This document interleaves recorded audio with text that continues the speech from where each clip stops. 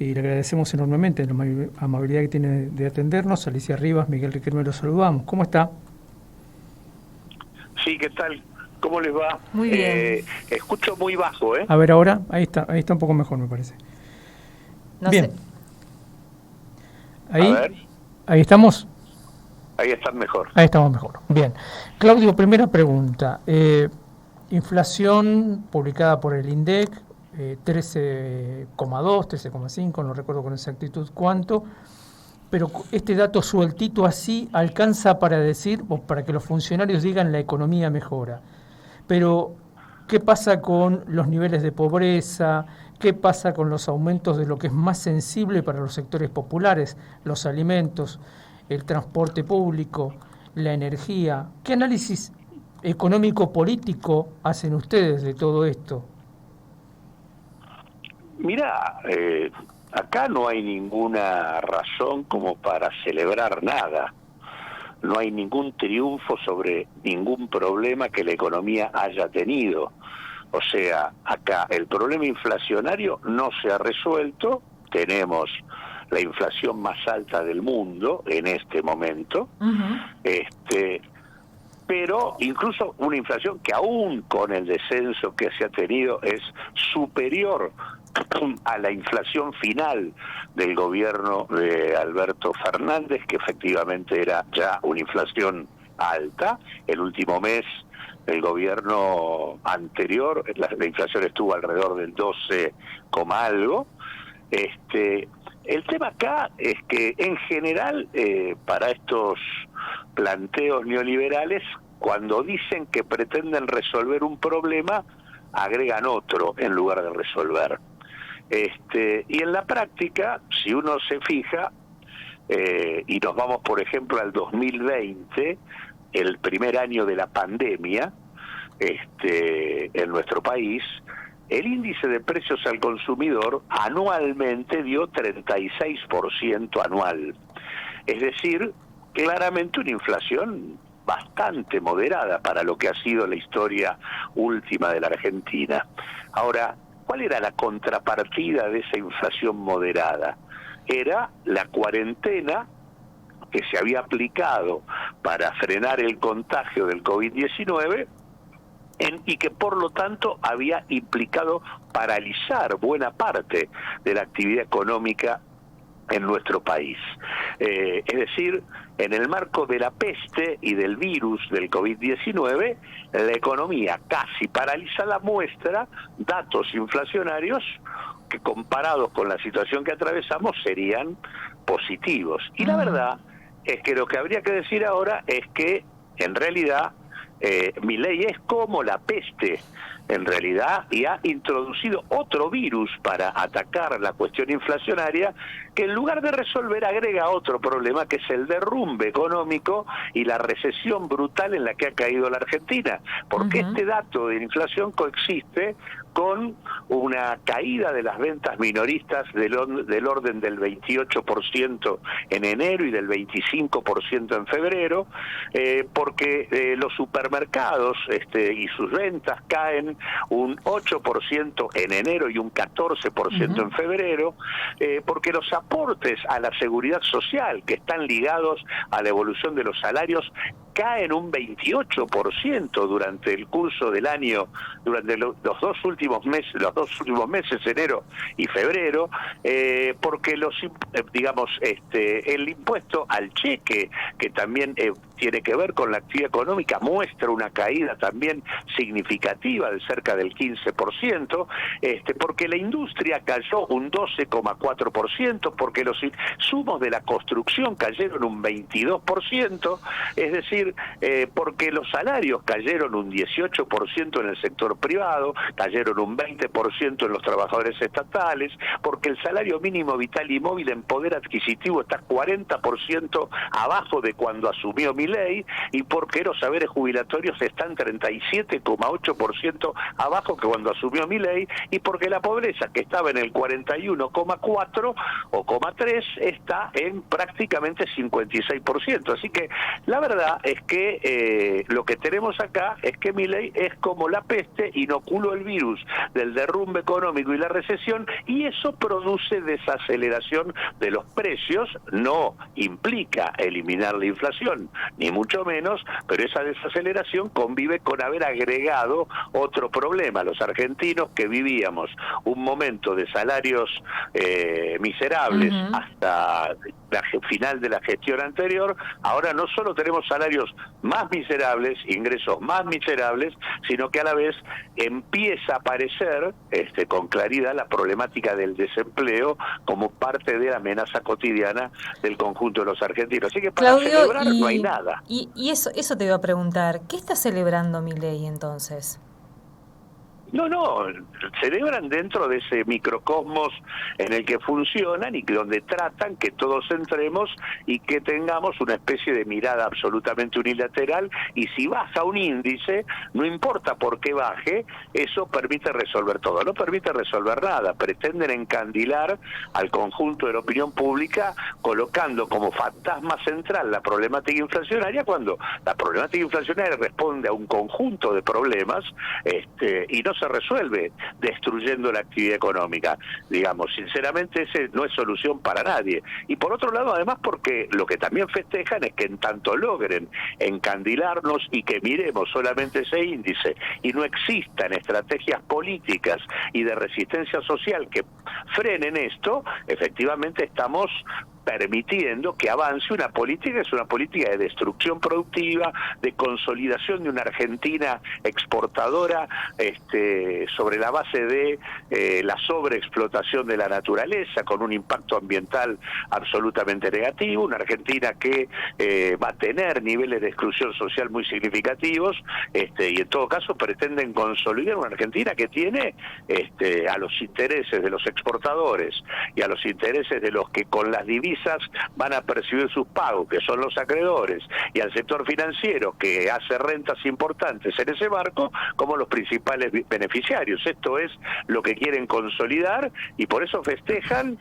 una desaceleración que para festejar no festeja nada. En realidad, la mayor parte de la población está perdiendo escandalosamente en el marco de la gestión que tiene, 90 días de funcionamiento. En realidad, en 90 días han destruido los ingresos de la población y han acelerado la pobreza por encima incluso de los 4 años de destrucción que hizo el propio Macri. Aquí quería tomar un poco una frase que acabas de decir, que es el tema de la necesaria articulación de los que estamos de este lado de la situación padeciendo todo esto. Uno ve que se demora, es decir, la pregunta es ¿cuánto tiempo más se puede aguantar este tipo de situaciones que van a ir agravándose por otro lado? Es decir, aquí la dirigencia política está, ¿cuál es la opinión, no? Fallando, demorándose, ¿va a llegar un momento de acuerdo, aunque sea de unidad en la acción? Mirá, creo que en términos sociales eso se viene dando, ya se expresó con la convocatoria de las centrales el 24 de enero, se han multiplicado los paros y la conflictividad social revela niveles de ascenso real frente a la situación vigente, la movilización de las mujeres que han sido otro blanco preferido por parte del actual presidente en una actitud misógena de una brutalidad pocas veces vista. Ha sido de una masividad monumental lo ocurrido a nivel nacional el 8 de marzo. Entiendo que vamos a una movilización también muy fuerte de parte de las organizaciones sociales y buena parte de las centrales el próximo lunes, con cortes en todo el país, y creo que el 24 va a ser otra manifestación de fuerza importante. Creo que lo que está faltando es la configuración de un polo político que pueda marcar la posibilidad de un horizonte de una Argentina que pueda gobernarse de otra manera. Gobernarse de otra manera implica vincular la gestión con la participación de la comunidad, con sus necesidades, no gobernar de espaldas a ella, una un polo político que pueda tomar distancia del fracaso reciente de la última experiencia popular y plantear cosas distintas y nuevas, que pueda de alguna manera ubicar con quiénes hay que discutir un país diferente para todos nosotros. Me parece que hace falta esto, abrir un horizonte distinto de construcción política para que la resistencia social, que creo que va creciendo, encuentre un canal.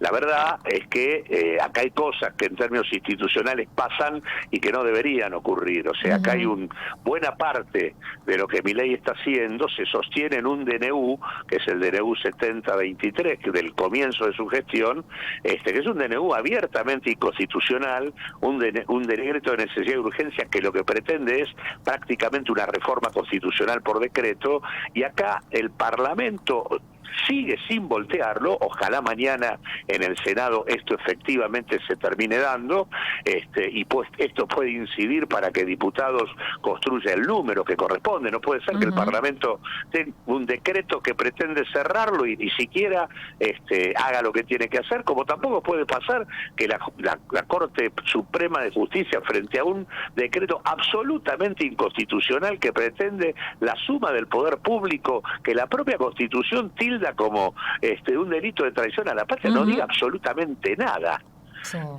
Digo, me parece que hay en ese sentido una modorra política que poco tiene que ver con lo que es un creciente proceso de conflictividad social que cuestiona lo que ocurre, pero que no encuentra horizonte político, ¿no? Una podría decir que lo que también está festejando el gobierno de Milei es el tiempo que le están dando, digamos, ¿no? Claro. Exactamente, sin duda alguna. La verdad es que este decreto, por ejemplo, que sostiene todo, porque Milei no podría hacer nada de las cosas que ha hecho si no fuera por el soporte legal y jurídico que le da el decreto. Sí. Tanto es así, es tan escasamente entendible un funcionamiento de esta naturaleza, que hasta el propio Fondo Monetario Internacional le está reclamando leyes para llevar adelante los procesos de reforma laboral, previsional, las privatizaciones, porque obviamente esto revela una inseguridad jurídica muy alta, y está todo sostenido en un decreto. Pretenden privatizar el Banco Nación desde un decreto. Es un disparate que no tiene ni pie ni cabeza. Digo, claramente es una barbaridad que eso todavía exista. Creo que esto muestra la debilidad que tiene el gobierno, pero también muestra las dificultades de un sistema político que además escucha de parte del presidente barbaridades que se dicen sobre el sistema político y no termina de reaccionar. Hay un tema más que me gustaría escuchar tu reflexión, que tiene que ver con el rol nuestro, el rol de los medios en la construcción del discurso de Milei. Porque una de las herramientas que tenemos los periodistas es la repregunta. Y Milei dice absolutamente cualquier cosa, ¿no? Cualquier cosa. Lo hemos escuchado decir barbaridades de toda índole y no hay ninguna repregunta. ¿Cómo funciona esto en la construcción del sentido común que se está haciendo, ¿no? Bueno, la verdad que la concentración del mensaje en multimedios hegemónicos da como resultado la configuración de periodistas que claramente se prestan a una suerte de construcción discursiva que pretende instalar en el sentido común una discusión lo más limitada posible de lo que hablábamos antes. Por ejemplo, celebrar el 13,2% sin todo el resto de indicadores es francamente una barbaridad, pero bueno, buena parte de los medios construyen el sentido en esa dirección. Creo que en ese aspecto mi impresión es que si bien es así, creo que hay todo un espacio de medios comunitarios, universitarios, hay un papel posible a partir de las redes y demás, y sobre todo aparte hay una actitud, me parece, en ese sentido, en donde por lo menos una parte importante de nuestro pueblo no necesariamente consume acríticamente lo que los medios dicen.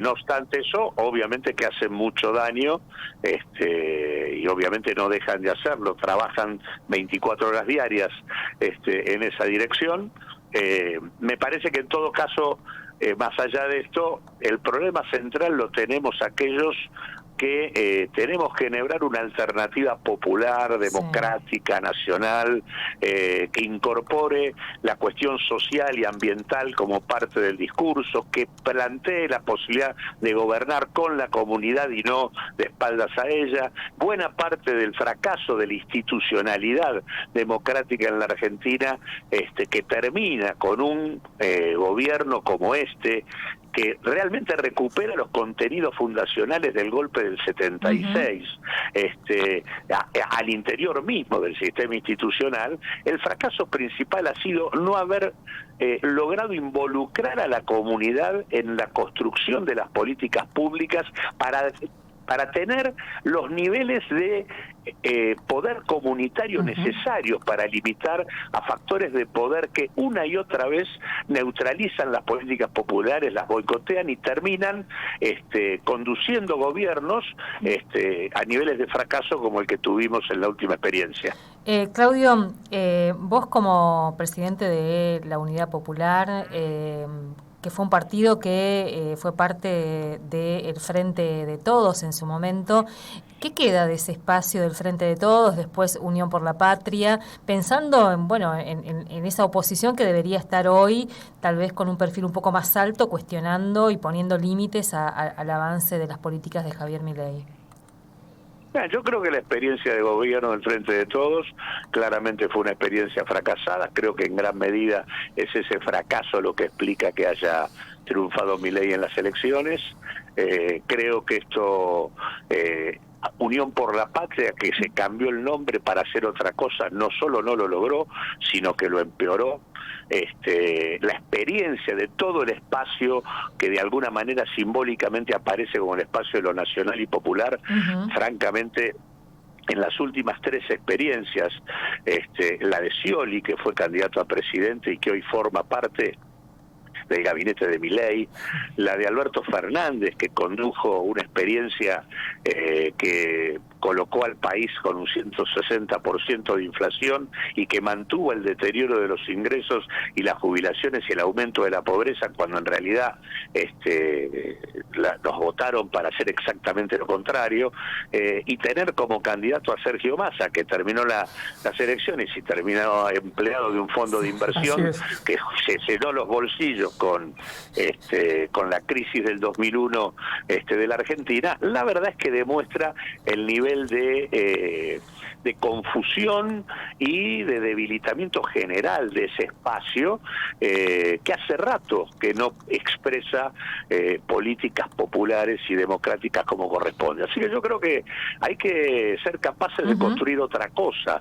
Sí, dentro del espacio de lo que fue Unión por la Patria y el Frente de Todos hay una infinidad de compañeras, compañeros, agrupaciones, fuerzas políticas, y se referencian organizaciones sociales que deberíamos ser parte de un armado distinto. Acá hay que armar una propuesta que permita mostrar que podemos hacer una Argentina distinta, frenando primero esto y obligando una discusión diferente. Y digo, para frenarlo, una clave central acá es voltear este DNU para que no haya más soporte institucional para las barbaridades que se están haciendo. Tal cual.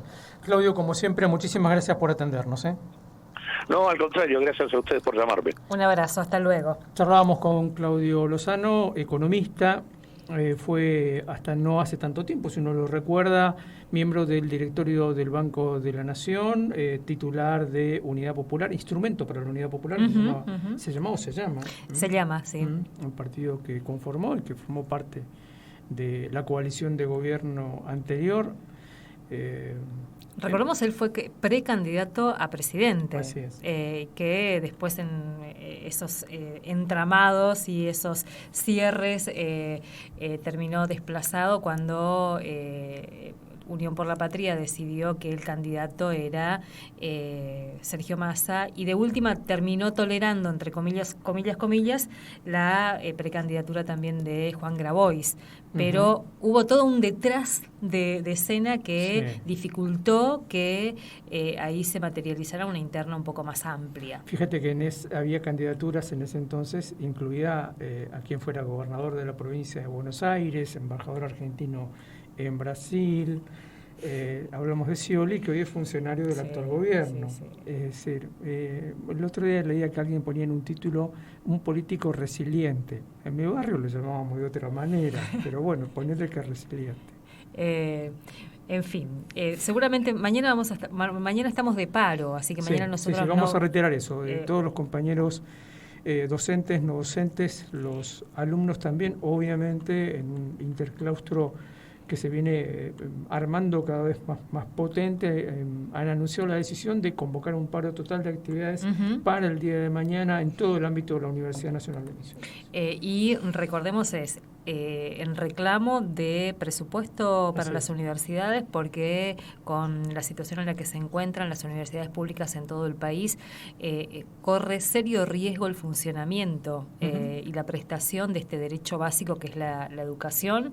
Así que nosotros y nosotras vamos a estar también, vamos a dejar cositas como para que no nos extrañen. Esa es la idea. Pero vamos a estar adheridos y adheridas a este paro, que es nuestra forma también de defender el derecho como trabajadores y también el derecho a una educación pública gratuita, de calidad. Así que, hablando de eso, fíjate que estábamos hablando hace un ratito con una fotógrafa, escritora, guionista de un documental que se va a ver dentro de un rato, pero hablaba sobre todo de su experiencia como fotógrafa. Hace algún tiempito tuvimos la oportunidad de visitar el barrio de La Boca, en la ciudad autónoma de Buenos Aires, y nuestro albacea allí, nuestro guía, nos llevó a recorrer el barrio, nos mostró se mostró un día entero recorriendo diferentes cosas, pero sobre todo la obra de don Benito Quinquela Martín. Quinquela, que era un hombre del barrio, que era un tano del barrio, un hombre del puerto, de ahí de la Vuelta de Rocha, hizo mucho dinero con su arte. Pero mucho de ese dinero que hizo con la venta de sus cuadros, de su obra, lo volcó en el mismo barrio. Entonces hoy en lo que era su casa hay un museo y él decidió que así fuera. Pero no solamente ese predio que está directamente frente al riachuelo, sino muchos predios de alrededor.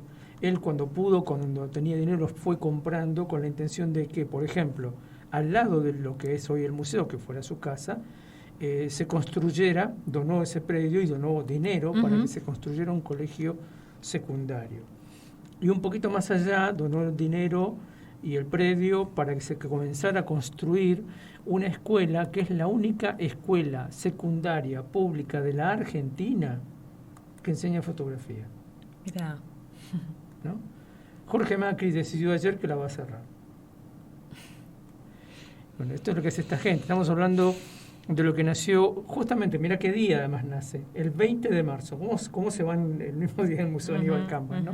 El 20 de marzo del año 1950 comienza a funcionar esta escuela, porque, digamos, Quinquela todavía estaba vivo. Porque pues, era un tano bastante... había armado como una especie de grupo, otro día vamos a hablar de esa experiencia, ¿no? Bueno, logró que la escuela comience a funcionar, se llamó Escuela Fábrica. La idea era que se enseñaran oficios, uno de ellos era la fotografía. Taller Escuela Fábrica de Artes Gráficas se llamaba. Bueno, con el paso de los años, cuando se armó toda la estructura de las ENET, bueno, se transformó en una ENET, la Escuela Técnica número 31 de Artes Gráficas se sigue llamando, se seguía llamando. Bueno, ahora Jorge Macri ha decidido, ahora se llama EMET, porque es Escuela Metropolitana, como acá son EPET provinciales, número 6, y bueno, la 31 Armada Argentina, que se llama ahora, antes se llamaba Quinquela Martín, va a cerrar. Armada Argentina se llama ahora. En fin. Vamos a seguir escuchando estas cosas mientras le sigan dando tiempo también, ¿no? Claro. Y cada vez va a ser un poco más cruento. Ayer me quedaba pensando un poco en lo que nos contaba el exdiputado Martín Sereno, hablando de las FISU, de este fondo que fue creado para mejorar los barrios populares, la infraestructura y demás. Hoy la intervención de una diputada nacional por Santa Fe de Unión por la Patria relacionaba y advertía lo que implica el vaciamiento de un programa como este, de mejoramiento de barrios populares, de dotar de infraestructura a esos territorios, cómo eso termina después facilitando que el mercado, decía ella, que en Rosario el mercado tiene que ver con el tráfico, se ocupe y haga lo suyo, con lo que eso implica, ¿no? Fomentar también que pibes y pibas que antes, pibes sobre todo, que dejan de tener posibilidades, terminen siendo tentados, cooptados, atrapados por esa red tan cruenta, ¿no? Así que bueno, de eso se trata, el dar tiempo, me parece, ¿no? Y las universidades también estamos advirtiendo esto. 17:11 minutos. 53, 52, 51, 50, 49, 48.